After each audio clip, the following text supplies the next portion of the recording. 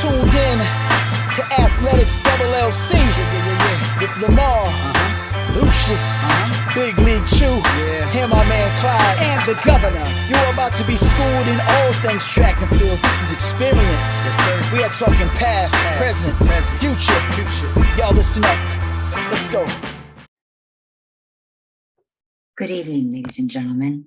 We are a much refined, more refined show this week. So I'm going to come at you very even-keeled like Oprah and say, hello, everyone. Welcome to another Fun Athletics LLC. And then we go ahead and just fall off the rail right there. It's Lucious, how are you tonight? I am well. Excellent. Excellent. Oh, and then I go to the other tile. Lamar, Lecoq, Grande, Cuffins. How are you, sir? Buenos dias. Oh my gosh. Faster next time. That's all. I tried and it's Clyde, how are you? I was enjoying off the rails. We'll see how this goes. Oh, isn't that how it kind of always is? And then the governor, how are you tonight, sir? You know, it's that time of year, you know. We're Thanksgiving around the corner. Yeah. How did we get exactly? This is by far one of the fastest moving falls I've ever been a part of. And yeah, I don't know how we got here. But you know, I've got some work to do for January. Let's put it that way. Right. And we did happen to beat you in women's basketball tonight. So Shots fired. This is true. Yeah. Hey, we're on the come up now. Don't sleep on this. Anyway. We got 51 votes for top 25 in this past. We're moving up. And you lost 50 of them tonight by losing to TSU. No. Football. Okay. That's funny. Well, we are going to start off with some sanity because we're going to allow Sir Lucious to do this college football recap and give him his 5 minutes because that's what we promised him last week, and he's written some notes for us. Absolutely, and I appreciate you, the EP being generous enough to give me some time to discuss what we call the college football playoff, and my esteemed colleague Clyde refused to call the playoff, but playoffs. So, but we there's been a lot of talk on these tiles about the foolishness, we'll call it, the shenanigans and all this stuff, the SEC bias of it all, right? Which I have found comical, and now that I've done what I tend to do, I put my governor hat on the last week. And I did a very deep dive into what is the college football playoff or non-playoff if you're Clyde.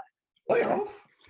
So, so it was said on these tiles last week that 3 or 4 times the SEC has been given an extra team and probably shouldn't have had one. 3 or 4 times, which clearly has never happened.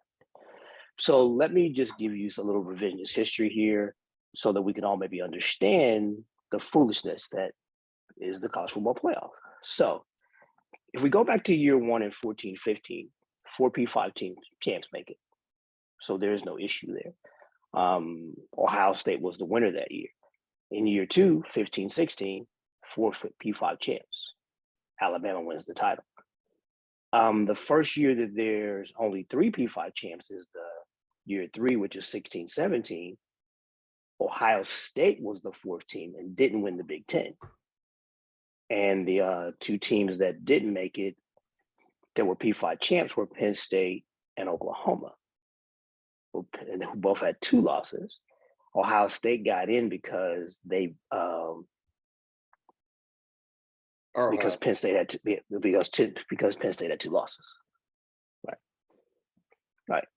And if I'm not mistaken, Penn State beat Ohio State, but then Penn State went on to lose another game, which gave them 2 losses. But anyway, in the 17-18 season, again, 3 P5 champions. There's a 1-loss Alabama team that clearly didn't win the SEC because Georgia did, but the other 2 P5 champs had 2 losses.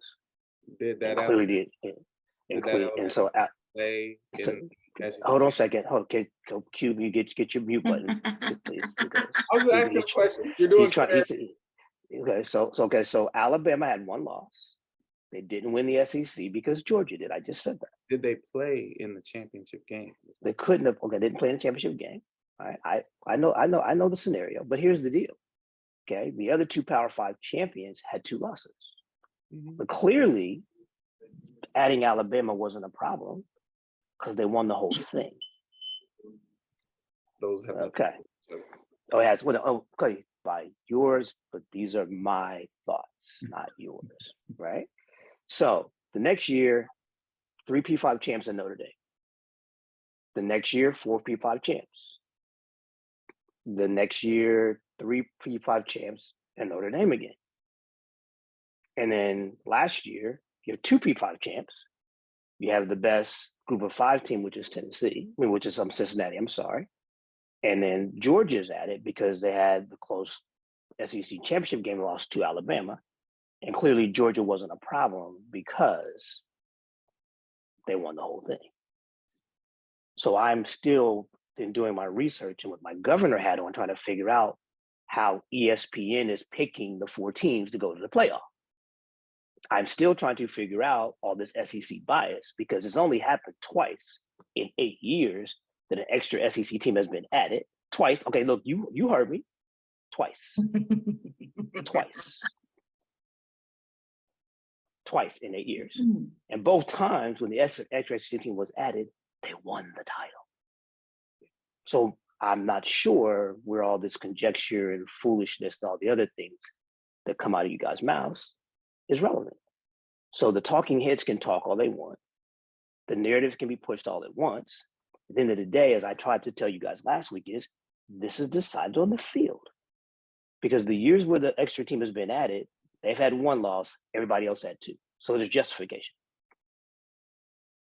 Justification. So anyway, back to this year, because I'm sure there's going to be a plethora of nonsense is about to be spewed. Oh, but wait, can we? So can we address your very shallow dive, which we like? Shallow dive? Well, yeah, because hold on a second. Shallow when I gave you the absolute proof from every single year. Well, sir, but as you do, instead of listening to what I said, you now want to give me a retort to try to prove your point. We have been listening to your point for 3 years. Not at all. Not at all. Not what I want. The facts are the facts. Reading is fundamental. I say shallow dive because you looked at since it's been 4 teams, and this conversation is about it's been about the college football playoff, and there was no playoff before that. Okay, that's fine. That's why I said a shallow dive, because my conversation has always been about the BCS and how it was created, and my team. The conversation every week becomes the chaos that the committee's going to pick the 4 teams based on what based on what. So see, there you go. Based on what. So, but it's happened twice in 8 years. That's quite the trend, isn't it? 25% of the time. I appreciate twice in 8 years. I appreciate the effort. But again, back to my point, which you will never want to hear. The 25% of the time that they did it, the team they added won the title. So clearly they belonged. What's that mean? It means ocular proof. It means those things are not mutually exclusive. They don't have anything to do with each other. Exactly. But twice that it happened, you can't erase that. The twice that the SEC team was added to the playoff, where nobody thought they belonged, that team ended up being the best team in the country on the field, which is where the championship is won. Well, we greatly appreciate Sir Lucious's extra credit and extracurricular work. But and we're going to talk about. That's what I said. I appreciated the shallow dive. But it's okay. So I'm not going to let you take me there tonight because the shallowness is in your brain, not mine. But I will now allow you to spend the rest of your life thinking that ESPN picks the 4 teams, because I promise you I'm done talking about it. But as far as this year goes, as I think that it's interesting that the structure of the teams right now. I think Georgia runs the table and they get it done. I think TCU, contrary to popular belief, runs the table and gets it done. I think they're the team of destiny this year. They find a way. I think that, you know, the caveat to the whole situation is the Ohio State-Michigan game. If Michigan goes into Ohio State and loses by 3 points, they're still both going to get it. Now, if Michigan goes into Ohio State and blast Ohio State, Tennessee's getting it. You know, as long as Tennessee wins out.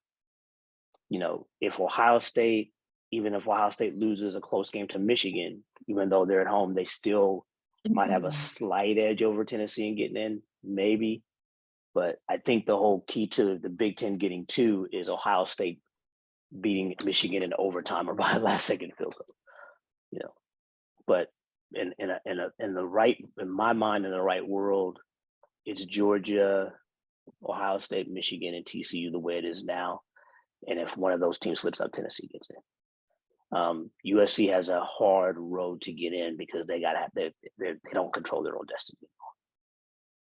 You got to write that down, Chu.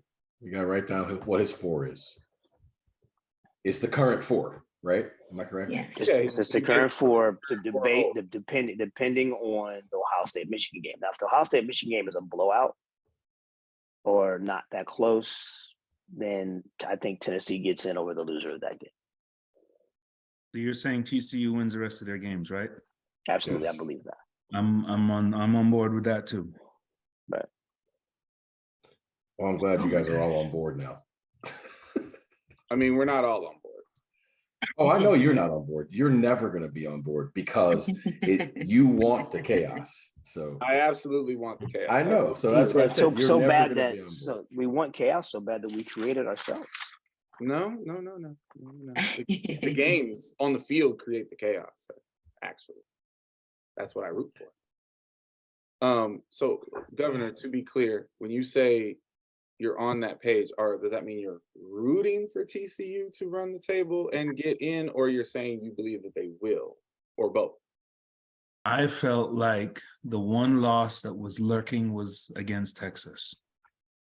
And now that they've beaten Texas, I think we are not going to lose until they get to the tournament. Fair enough. I'll say this. TCU's defense is not good enough to hold Texas to 3 points, meaning they played out of their minds and did it, right? Look, the free 7 points they got on the fumble recovery is a joke. Yeah. But I will say this, their defense is a whole lot better than most people thought they were. Absolutely. Like a whole lot better. Their DBs and safeties, and this is his, I mean, since what's his name was there. I mean, that is what, Patterson. Gary, yeah. Gary. That is what they've hung their hat on forever. And it's no different this year. They have some animals in their defensive backfield. It is, I mean, it's pretty clear. And what I think is very interesting, and it was exposed in the Texas game, is that those kids are obviously fearless because they were facing better athletes. Oh yeah. Like the skill position guys at Texas are better athletes and are faster NFL ready, yes, than all of the cornerbacks and safeties at Yes. TCU, and they were fearless. Yep. And I give them credit. Like they played very, very, very aggressive, sound football. Yes. That sounds like a very a pretty big indictment of coaching staffs, or reward to coaching staffs at TCU. I think for me, I would say it's a big reward of coaching staffs. I think that the TCU coaching staff is coaching their buns off. Mm-hmm. I would agree with that. I gotta tell you, I forgot how bad the Big 12 was this year. Just recently looking at it, Kansas State's in second place. See, but okay, wait, stop. Oh. Before you say another word, I want to say for the record, if y'all remember, and you can rewind this tape, I told you Kansas State was the second best team in the conference a month ago. And I told you that Kansas State is far better than people will give them credit for, like you're doing right now. I'm telling you right now, Kansas State is a very good football team. And they got not one, but two very dynamic quarterbacks. Mhm. Well, that all may be true. I guess we'll be finding that out sooner rather than later. But you know, they did play earlier in the year, right? And I think TCU won that game at home by like 8-10 points, something like that. Something like that. But if the Big 12 rules are still the same way that I believe that they are, then that means Kansas State and TCU are going to have a rematch in the championship game on a neutral field. As long as they both run the table, yes. Right. So, well, TCU's in the championship game. Sure, but this is about, the conversation is ultimately, can TCU make the Final Four? And in order to do that, they obviously can't lose at all. Correct. So, you know, if you're telling me that the Big 12 championship game is going to be TCU versus Kansas State, then as much as I may root for chaos, I don't really think that TCU is going to lose a game. So they'll probably end up in. I don't imagine. So here's my issue. I know your tone. Yeah. Okay. And here's what I'm going to tell you. TCU versus Kansas State is a better game than whatever the Pac-12 championship game ends up. Well, right now the Pac-12 championship game looks like USC versus Oregon, and I would imagine that that's a better game. But first of all, USC is almost certainly going to lose to UCLA because they fumble the bag every time. Since Pete Carroll's been gone, like. Well, okay. See, and this is, I mean, this is one of these football conversations that really have nothing to do with anything, right? Like Pete Carroll and his time there and those athletes have absolutely nothing to do with Lincoln Riley and these athletes. Facts. That's facts. And honestly, Lincoln Riley's ability to coach has almost nothing to do with the team that he currently has, because it's an assemblage of kids he stole from Oklahoma and kids he didn't even recruit at USC. And so it's a hodgepodge, and it's definitely not one of his teams. And they're doing a hell of a job. So listen, can USC lose to UCLA? Of course they can, because UCLA is a good football team and it's a rivalry game, and you know there are no rules, right? So whatever's going to happen is going to happen. The Pac-12 has done what it has always done, which is eat itself. It's almost impossible. It is impossible to go undefeated in the Pac-12. It's been done one time legitimately since 2000. Wow. One. Yeah. One time. I mean, numbers don't lie on that one. Okay, so it's not a surprise that no one made that route happen. So TCU should, by all evidence, run the table, and if they do, they should be in the Final Four by right. I will say that they should be in there. Do I believe that they're just a lock to be in there if they do that? No, because again, if LSU makes the championship game and wins it, they're going to be in. Georgia will be in. The Big Ten champion, undefeated, will absolutely be in. And the conversation will be, is TCU undefeated with the championship truly one of the best four teams over Tennessee? And you know that's going to be the conversation. And I'm telling you, it won't. Look, that is not going to be a conversation, because TCU, look, their own ranking system is what is going to lock TCU in. If they win the rest of their games and they're the Big 12 champion, they will be in. I'll bet all of the money on the planet on that. I would hope so, but that wouldn't even be a conversation if it was Texas or Oklahoma. They'd just be in. It wouldn't even be That's part of a conversation. I will not argue with you, because that is probably true. So, but it's a conversation for people like ourselves that don't matter, that have no voice. It's a conversation for the people that do matter. They're happy. No. How would you know that? Bro, they step out and tell you that they're happy. Hold on a second. Those people aren't in the room. The people in the room. Hold on a second. I want you to act as if I never opened my mouth, because I'm not going to do this. I'm not. You can't go ahead. Talk. No. I'm not trying to have it anyway. because I just gave you great examples of the fact that this is done the right way. But you insist on having it your way, so have it your way. So I don't want to have It is a fact that every single year, whoever is the head of said committee steps out every week and tells you what the people in the room were having the conversations about. And what me and Lamar are currently discussing are the realities of how those conversations go, because they've talked about how those conversations go every single year. So in a couple weeks, when that exact conversation is reported out and I say, I told you that's what they were talking about, you're going to look at me and act like I didn't say it. So no, trust me, I will not do that. See, I'm not you. I won't do that. I will admit when I'm wrong every time.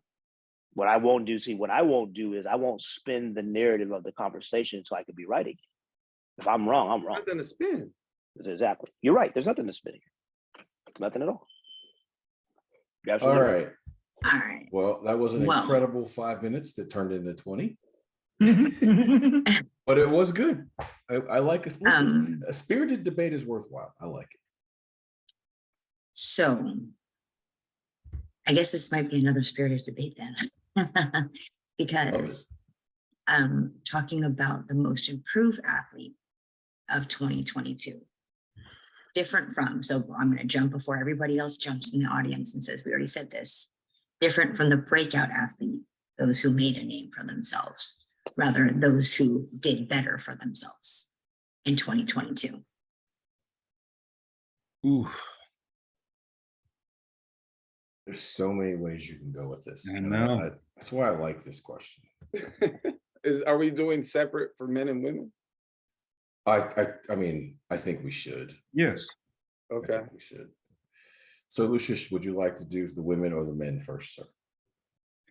You don't have to go first. I'm asking for some direction. I mean, just as a gentleman, ladies should always go first. I just wanted to hear you say it, sir.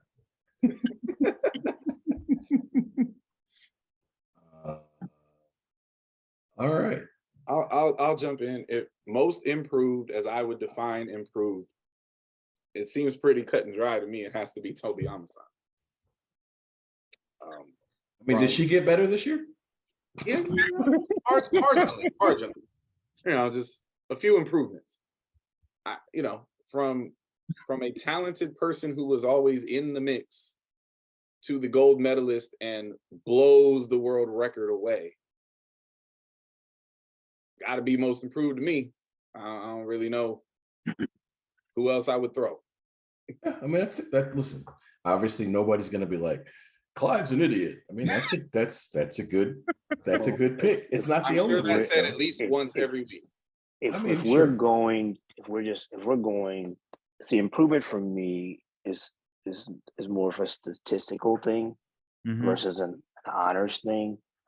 And I don't know how, and this may be construed as a bit of a homer pick, but when you improve by 500 and some change points in the multi-event, and you become one of the top 10 or 15 females in the world in the 400 hurdles, you've never done it before.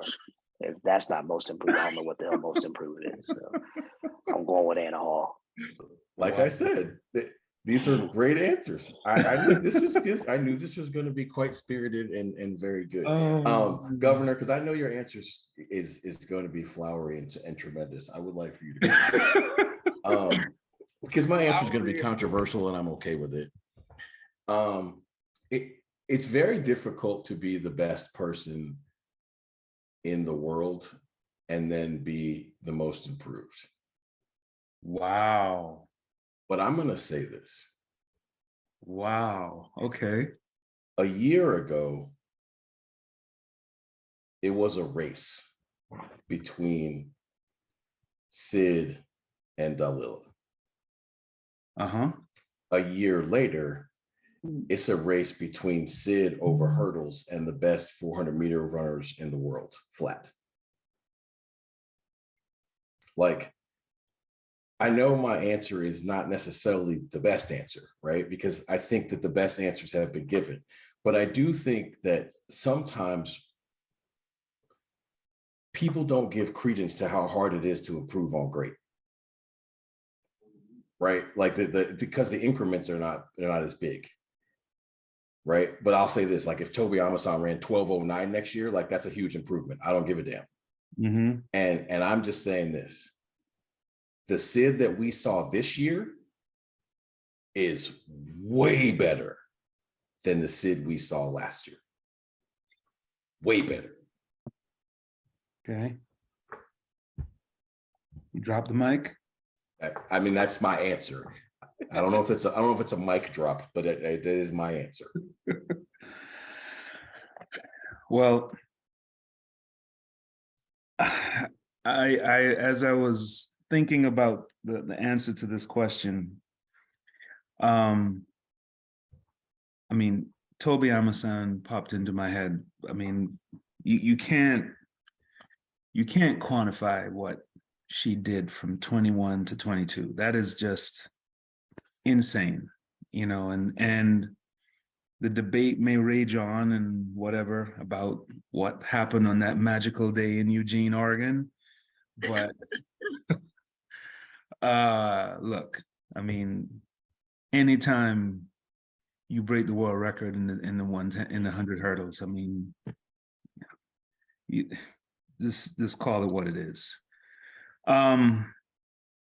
But I had a, you know, I thought about something and I immediately started to do some research. Now, does anyone know what Paulito ran last year? 48 high.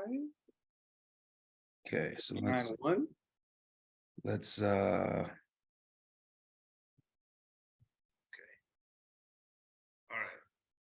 So she ran 49:20 20. Okay.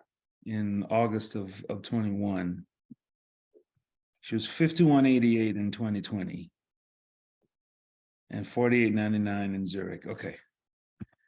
So I thought about those two young ladies from the Dominican Republic and what they were able to do this year and how, I mean, I don't know that it's even being talked about enough what those two young ladies are doing.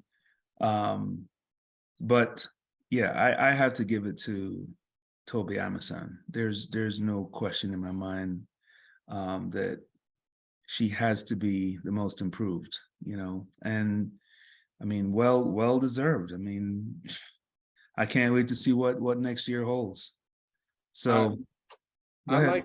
I like the Anna Hall argument because it's the multis, right? Yep. And there's so many areas to improve. Yep. And the 400 hurdles. And I right. think that part gets lost sometimes. Right. No, right. I was just about to say that. You throw in the 400 hurdles caveat into that. And I think it's the best out of the box case to be made. But at the end of the day, and I mean this in the most respectful way possible, it's at a lower level, right? She's a world-class athlete, but everything, the highest things that she accomplished are not on the world stage of high yet. So if you, yes, sir. She was third at the World Championship, sir. I understand that. That's my point, right? If she'd been the gold medalist, I would go with the way. Okay, that's different. You right. said she's not at the highest stage. I don't know what stage you want her on. I mean the top of she wasn't a gold medalist. Right. If she did everything she did and somehow managed to eke out the gold medal, I think that's a runaway argument. I was going to ask you a question because I'm not going to pretend like I kept track of the multis. I was there and I watched it and it was fun. How close was she to the gold medal? I feel like there was a gap there. No, there was definitely a gap there. Yeah. Okay. And so the gold medalist doesn't play fair. She doesn't. and so we have to learn to not play fair with her, but she doesn't play fair. Right. If a year from now, Anna Hall very well may be the gold medalist, and I wouldn't even be shocked. And she won't be entertaining the 400 hurdles at the pro level, I don't imagine. Maybe y'all are crazy down there. Maybe she will. Who knows? That's it. Who knows? right? I mean, she's out here winning handstand contests right now. So like, Hey, you know, Exactly, do what you do. yeah. But I mean, 1242 to 1212 Yeah. plus the goal. Look, I'm I like I said, I mean, I'm not gonna argue against Toby. And my pick was clearly a bit of a homer pick. And Yeah, but admit that. our job is to give outside the box answers because look, the Yeah. whole reason people watch this show is because they want to know stuff they didn't already know. Yeah. See, the thing. See, here's the thing with because like I'm basing mine on, like I said, just overall improvement. And 3/10 is a lot, but 500 points in a multi is a ton. It is. And when you take on a new event, and your slowest time of the year was 55 low, I think. Mhm. Like she opened up at 55.4 and never ran 55 again. Tough. So taking another deep dive into this, and I can't help it. Now, Kofo, guess what her PB was coming into 2022 in the 400? No clue. 49, 57. I'm just kidding. 52.10. 52. She ran 49.80. Jeez. Okay. Well, there you go. Femke Bowl went from 50.37 last year to 49.44 this year. The shoes? What are we talking about here? I feel bad for Femke Bowl. Femke Bowl has the worst birthday of all time. Oh my. Oh, no, she goodness. doesn't. She doesn't have the worst birthday of all time. She has a terrible birthday. Listen, every single heptathlete that competed in Jackie's era has the worst birthday ever. Exactly. Because Absolutely. you can't beat a cyborg. No. Oh my gosh. I'm saying That was- athletically, listen, for the 80s, right? Like Jackie's a cyborg. Yeah. Like, look, 1260 something was really, really fast then, and she ran that Mhm. in heps.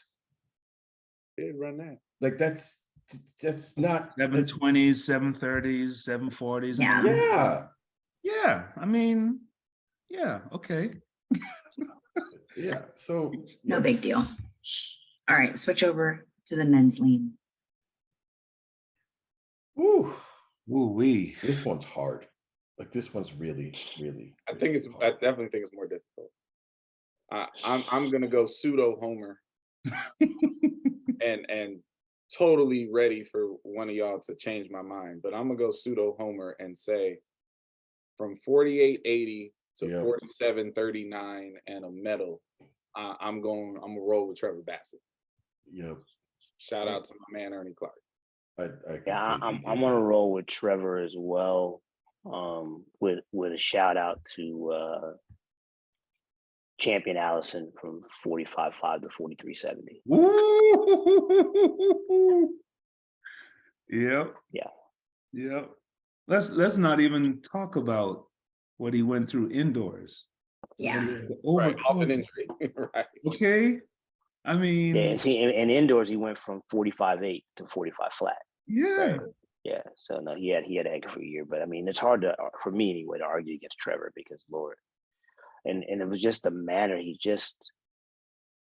has what you have to have in order to compete in that event. You have to be fearless. You know, you have to have the ability to come off the turn and be in triple lactate state and just put your head down and go and get into the finish line. Man. So he has that.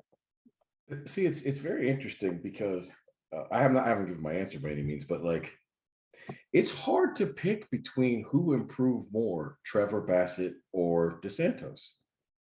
Right? Because it's the same event and it's a similar kind of massive growth from one year to the next, but one guy won the gold medal. But wasn't DeSantos 46 seconds last year? He was. Yep. Yeah, absolutely. He was third. He was third at the third at the Olympic Games. He was the third guy. Oh, he was the third guy under 47. Yeah. He when the camera I guess for me, it's not necessarily time. because there was another person. One more. Didn't he break Yeah. the previous 46.78 barrier as well last year? Yeah. Oh, I thought he ran 46.90 something because I did forget he ran under 47. I thought But- that. I thought he was Oh. 46, 70 something. I could be wrong. But the governor's going to tell us here in a second. So go ahead. Yeah, and again, it's like I said, I haven't given my answer, but it definitely is that's a difficult one, right, between the two of those, because those two guys are like, it's hard to improve by that much in anything. Yes. It's just. So here's the argument for Dos Santos. He went from 46.72 to 46.29, Right. but he did it completely differently now. He's 12 stepping the whole, he's doing what he does. Now here's he also took down the guy that broke the world record the year before. Mm-hmm. I understand. Listen, hey, I can't give him that. The game happens when it happens. I hear you. I hear you. He absolutely won the race, and Warholm isn't making any excuses. Right. So I'm not gonna make an excuse for him. I want to see them race this year. Yeah, and that's going to be will fun. not say he took anything from Warholm until he takes it from Warholm. But I'm going to say this. My answer also, and I hate when we all pile on, but at the end of the day, like, this one is just, you can't really deny it if you get into it and understand the sport. Like, what Trevor Bassett did this year is, if you wrote it out at the beginning of the year, right, this is what's going to happen, and then you handed it to somebody and was like, read this, almost everybody would look at you and go, nope, not going to happen. Too much.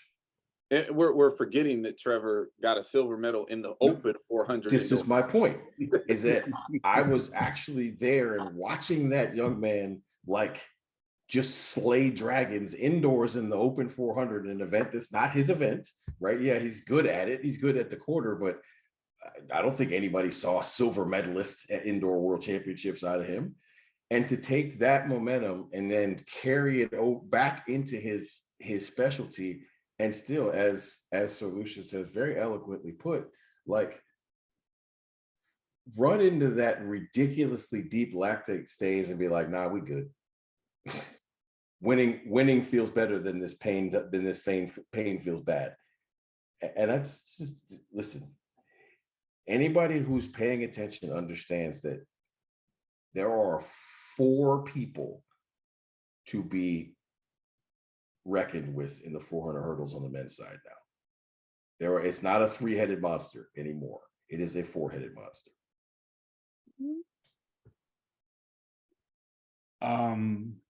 Are we missing a certain Mr. Knighton? Like, that's kind of ridiculous too. That is some cartoon improvement right there, to go from 1984 1949. That, I mean, And he medaled as well. Yes, he did. Mm-hmm. I mean, I was going to mention him, but I didn't want to. Oblique Seville goes from 1004 to 1086. Oh yeah. Yeah, to 986. To 986, sorry. Yes, that was Rosser goes from 4881 to 4759. The funny part is that if you're just talking Lawrence did a about, great job with that dude. He did, absolutely. if you're just talking about empirical improvement, I think Sir Lucious actually hit the nail on the head. I think it's Champion Allison. Yeah. Right. If you're just talking about empirical improvement, right? So like, if you put everybody's performances on the beloved point chart, right? And then you put their new performances on the point chart, I'd be willing to bet you that Champion Allison's growth number is largest. I hope that made sense. Like just literally just by the numbers. Anyway, yeah. Just literally by the numbers, I think Champion Allison actually improved by the most of anybody. See, and that's one of those things where, like, you know, watching the day-to-day progress of it, like when he had the injury at the indoor championships, because I thought, and I told you guys this, he was on his way to running 44 seconds in Birmingham. There was no doubt about that. And then the injury happened, and then the first, like, he was in the pool for like 2.5 weeks. And the first day back out, I'm like, what am I watching here? Like, this is not supposed to be happening. And like he was just so driven, like he was putting himself through the ringer. He's like, Coach, I have to be better outdoors. And I'm like, well, you keep that up, you're going to be right. So, and then that's when the first time we ran him, he split 43.6 on the relay, and I'm like, it's on. So it was just great to watch that. And the people that know Champion is he's just such a humble, hardworking kid, young man. I should call him, because he's not a kid, and that just made it a pleasure to watch. And I think I don't know Trevor Badgett like that, but Trevor appears to be the exact same way. Like this is hardworking, humble. I will, take your heart out of your chest if I have to, kind of guy. Because I believe in my heart that if other people in that event area had that same ish to them, the event would get even better. Because Russell's not going away. He's not. I would say Rye's not going away. And I agree with Clyde that Warholm is not happy about what happened last year at all. Have you been seeing his videos? He's been posting some videos that I don't know. The man's a psychopath. Yes, he is. And if it, in the most positive way. Yes, this is going to go to another level. I mean, yep. So again, just taking a deep dive, just popping up some things. Noah Bibby from Mauritius, 200 meters, went from 21:46 in 2021 to 1989. Okay, so we're not going to have that conversation. What? We're not going to have that conversation. Oh my gosh. We're just not going to have that conversation. And it's not like he, that was a blip. He was 21:37 in 2020, 22:07 in 2018. So he went from, in 2018, he ran 10:98. In 2022, he ran 10:03. Next. Oh my gosh. All right. You will not bait me into that. Before I'm we gonna get swim there. right by that hook. Before we get there. A question of personal reflection for you all as professionals. What is the one thing that you were told, realized, or learned that changed your perspective on your professional development? Yeah, I mean, I'll go first. I mean, that was it's really easy for me, and I think I've mentioned this before in other conversations. My first year here at Florida, get to the National Indoor Championships, and I'm all bright-eyed because I got a guy in the 60 and the 200 who, in the back of my mind, I think he's got a chance, but realistically, I know he's probably about to get drugged, right? So, but our throws coach and the number one assistant at the time was Jerry Clayton. And Jerry Clayton said to me, I want you to stay in the warm-up area. Now, as a first-time coach, I was like, I want to watch the meet. He goes, you can watch the meet on the monitors downstairs. I need you to stay down there so you can see what kind of athletes we need to win. Wow. That's a game changer. Game changer. So thank you very much, my good friend, Jerry Clayton. Look how well that went. He changed my life, buddy. Now there's going to be an overflow of coaches in the warm-up area and nobody on the track. I'm going to have the whole entire rail to myself. Exactly, I'm just kidding. I'll jump in there next. Because this was without question a humongous game changer for me. I'm going to piss a whole lot of coaches off who don't like to be honest with themselves, and I don't care. If you listen, this will make you better.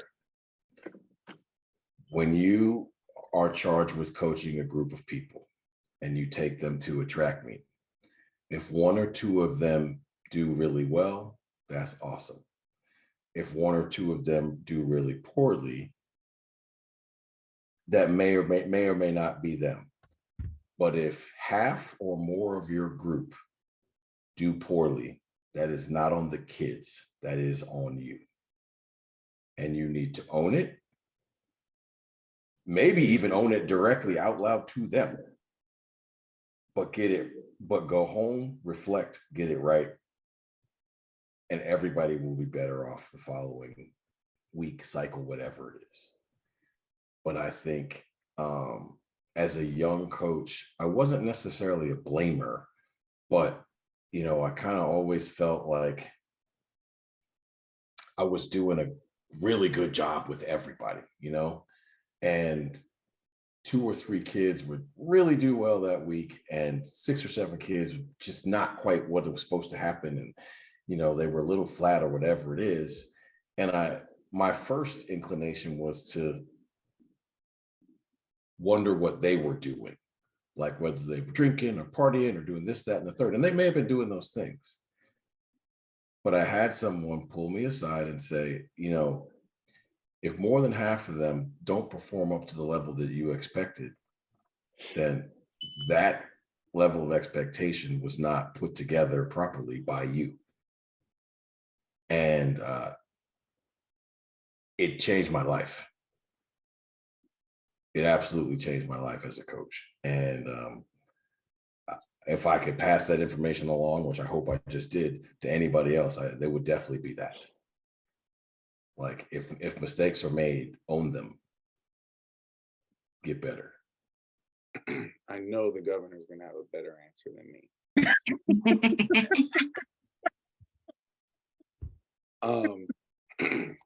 When I was told that we were gonna do this question, I really wanted to come up with something that I thought would be like super profound. And I found myself upset that the thing that kept coming back to me, because this is about development in the profession, right? Is that I can't care more than kids.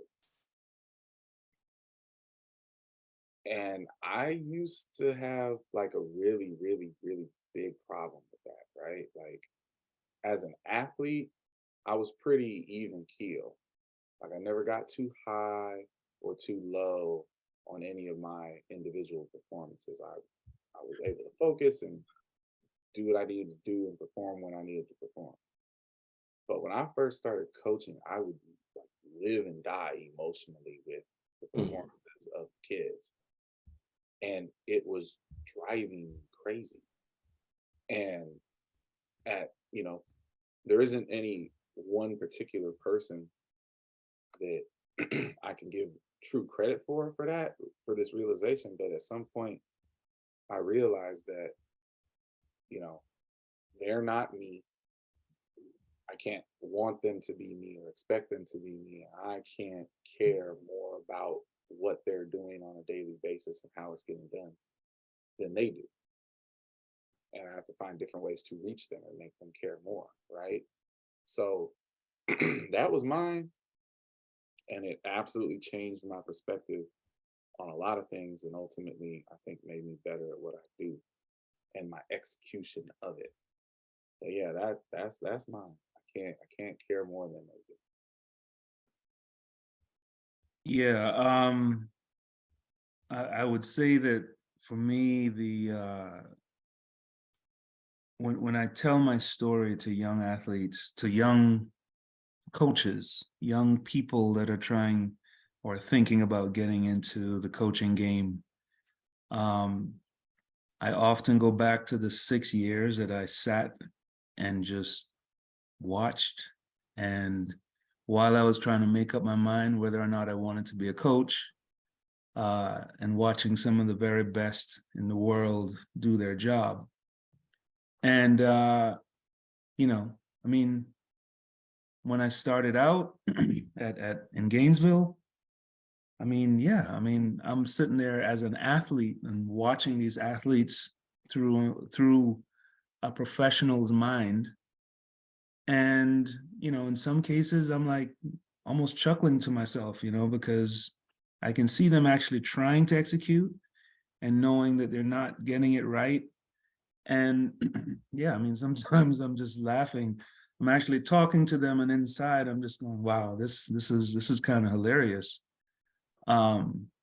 But when I remember asking Coach Paff, I remember asking Dan, I said, hey, what is it, what is it going to take to do this job? And he said, pick up a rake, pick up a shovel, pick up a hurdle, start from the bottom, start learning, start watching the grounds crewmen when they come in and they take care of the track, start looking around at the people that are doing all the groundwork to make sure a day of practice gets done smoothly, appreciate it, and then you could think about being a coach. And I was like, wow, okay. And again, taking it with a grain of salt, start looking around, and then next thing you know, I'm like, holy crap, like there is a lot of work before these athletes come out on the track for their session. There's a lot of stuff that has to happen. There are cones, there are hurdles, there's rakes, shovels, stuff has to be measured out. By the time Mouse came out to practice, okay, like there was a bunch of stuff that had to be done. And thankfully, I was able to see it for what it was, appreciate it, and then learn how to be a servant to my athletes and completely flip the switch on being a taker and just trying to take all I can just for me to move into a situation where I am giving of myself to the point where let's call it what it is. It's unhealthy what we do. The amount of energy that we spend and the amount of stuff that we soak in and the pain that we see every day. That's not, you can't truly describe what it is that we do on a daily basis for young men and young women. But yeah, that period of time between working in Gainesville and Tallahassee, I needed every bit of it to truly appreciate what this profession is. Big League, I want to hear yours. Right. There's so many different pieces, like layers to it in regards to just, I know personally my personal development or professional development because of the different levels I've hit, the milestones in regards to high school coaching, then getting into collegiate, and then going through the divisions. But the most resounding that's kind of just lingered over all of it is I can't expect anybody to believe in me if I don't believe in myself. And I can't negative talk myself. And I can't negative sell myself at any given point because that just, it doesn't do anything. I can't be the strongest person I can be if I don't even believe it myself. So, during the interviewing process, during daily practices, during all of those moments where I have to be confident in my own thought, I have to be that. And so, sometimes I don't think it myself, but there's a thin line between arrogance and confidence. And as long as we operate in that confidence versus the arrogance, we're going to be successful. So I had to learn that very quickly in order to get better. And there's a literal day that it happened. And from that day on, I've not looked back. So there's others. And that's, those are for level 2 conversations and convention conversations. But awesome. That was something that I think everyone should hear little tidbits and be able to reflect on their own professional development and how to keep that going. So back to the fun stuff. Lamar, would you rather? Clearly. Would you rather be camouflage or not? I would rather you represent. Oh my gosh. Anyways, can't be seen. All right, you ready, sir? Yes, ma'am. Okay. Would you rather have pumpkin cheesecake or pumpkin pie? Well, there is no question about this. We had a argument in this house yesterday about the merits and the shenanigans of pumpkin pie. So yes, without question, pumpkin cheesecake, because pumpkin pie is pretty much never going to be eaten by me. Anyways, all right. Would you rather go skiing or ice skating? That's an interesting one. I mean, I guess I'll say ice skating because I can ice skate and like to ice skate, but I think I would like to learn how to ski. I just never got a brother up on top of a mountain, so. Oh my God. It's the facts. Would you rather relive a day in your past or relive tomorrow? Ooh. Can I make changes in the day in the past? No, it's reliving. Oh. It's reliving. Ooh. You know, I'm not really a go backwards guy. So if I can't make any changes or adjustments, I'll go with I'll relive tomorrow. I hope it's good. Would you rather play cornhole or spike ball? Oh, there's no question. I would rather play cornhole because there will be no torn ACLs. I listen. I've seen spike ball between 4 professional baseball players, and I was 100% sure that there was going to be at least 3 careers ended that day. So if spike ball is amazing, but yeah, no, I'm going with cornhole. When you're coaching, would you rather a windy day or a rainy day? Coaching, don't think about athletes. Is the wind blowing up the runway in the pole vault? Don't think about the athletes. Literally just said that. Yeah, but I still have to, that's geez. I guess a windy day. Okay. Would you rather have a fine point pen or a medium point pen? Fine point. Okay. Those are all my questions. Anybody trying to write with no damn small sponge? I love medium point pens. That was a question for me. Of course you do. Yeah, I'm gonna go with a fine point pen. Thank you.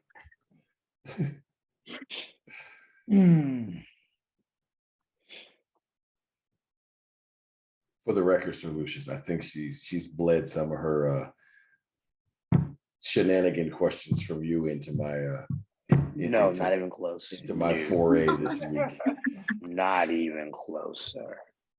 I mean, I do appreciate her attempts to do better, but no, the shadiness of the questions towards me have been well documented on this. That's pretty true. So I would like to know, as a coach, would you rather coach a decathlete that has to run very fast in the 1500 to win? I'll make it a lower level, the NCAA title. Or would you rather have to win the 4x4 to win the NCAA team title? Oh, So which one of those people would I rather coach? Would you rather have to put the guy on the line and get him to win the 1500? I mean, run well in the 1500, PR to 1500 to win an NCAA title, or have to put the 4x4 together at the meet to win the meet and win the NCAA title? And you want Those would both be awesome. Not gonna lie. I guess I sort of kind of had this one. I'll take the 1500 guy. Because there's some places mentally you have to go into somebody else's head to get them to do that. But both would be awesome. Let's be clear. got it.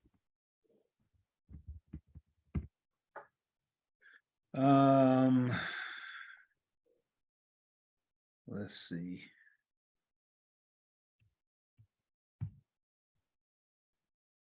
You'd rather be in jail for 5 years? Anything else? Or be in a coma? Anything else you say? What'd you say? Would I rather be in jail for 5 years or what? You're in a coma for 10 years. I'd definitely take the coma. Not even fucking close. Friggin' close. In theory, he's still safe in the coma. Listen, I'm gonna tell you, listen. If you have never been in a jail, I've never been to jail as a, active participant, but I have definitely been in a jail more than once. There is nothing about that place that makes you say, yeah, I can hang out here for 5 years. Nothing. All right, sir. Would you rather watch TCU blow this opportunity in college football? Oh my God. Or jeez. would you rather watch Tom Brady get number 8? That's really your question? That's my question. Because I know you don't want to see either one happen. Oh, So geez. which one would torment you more? And for the record, neither one of them is going to happen. So you're good. I mean, I kind of am in agreement with Sir Lucious. I really listen, TCU's not even my football team. Clemson is, and they lost. But I don't want to see TCU lose just because so many people around the country are rooting for it to happen. So I could listen. I don't hate Tom Brady. My son, who's a Jets fan, hates Tom Brady. I bet he does. He hates Tom Brady. So I could see Tom Brady win number 8. I don't see a scenario where it happens, but I could see it. It wouldn't like that. I would definitely choose that. Got it. That was a fun round of Would You Rather. Yes. All right. So closing it out, we'll bring back some heartbeat props to recognize some people and give them a quick little shout out for surviving and doing things nicely, the right way, however you want to put it. Shout out, sorry, I'll go first. Shout out to the most recent level 2 jumps class who just closed out their little 6-week session last week. We explored a new platform, a new medium. Yeah, so you didn't even know. We took level 2 is 6 weeks. Level 2 in 6 weeks. So we met every Sunday for 4 hours for 6 weeks. And it was a new, not platform, but vehicle as to see how it would work out. So this was our pilot. And some liked, some didn't. Some thought it was plentiful and some thought it was missing things. But kudos to you all for sticking to it and making it work for you.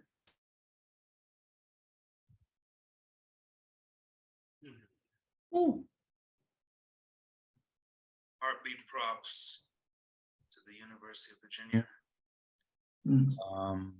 Yeah. I mean, I don't think much more needs to be said. Sad, senseless. And just hope that they can heal from this. And yeah, that's all I have to say. Yeah, you I am definitely going should have to- gone last. I'm co-signing with the governor on that, as one of the victims was actually a very good friend of one of the athletes on my team. So Really? Oh man. yeah, so yeah, we're gonna co-sign with the governor on that. Go ahead, sir. I mean, I don't even feel like talking after that. It's just. I'm sorry. I'm sorry. It needed to You be can said, my attach man. yourself. You can attach yourself to that one, and I'll try to give you a more positive one on the way out. Listen. People don't. I wish I could forget certain things, but people don't pay close attention to certain things. Like the state of Virginia has had some very, very tough incidents happen on college campuses. Yeah. Like when the thing happened in Blacksburg, the introduced us all to, active shooter on campus, right?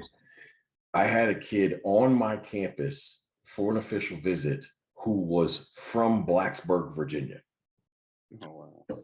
whose brother was at school, right? He ended up, we had to get a special dispensation from the NCAA because he had to stay on our campus for 3 extra days because they wouldn't let him fly home. And so, you know, look, the people of Virginia are incredibly resilient, and I know that they will unfortunately get through this. But this kind of stuff is just so senseless and sad. And it just speaks to just like, I get like people feel like they have this birthright to like, you know, like gun laws, and it's our right to carry guns, and it's our right to be able to get guns whenever we want. But the simple fact of the matter is, like, if the guns aren't available, like, this stuff is just harder to do. Yeah. It's just harder to do. Yep. It's really difficult to kill 3 people without a gun. Yep. And so, you know, I mean, obviously my heart goes out to all of the people in you know, Wahoo Nation, and you know, the fact that they canceled their last home game, and you know, there's just nothing but pain for them right now, and no way to heal it anytime soon. Yep. Well said by all, and I definitely agree with that.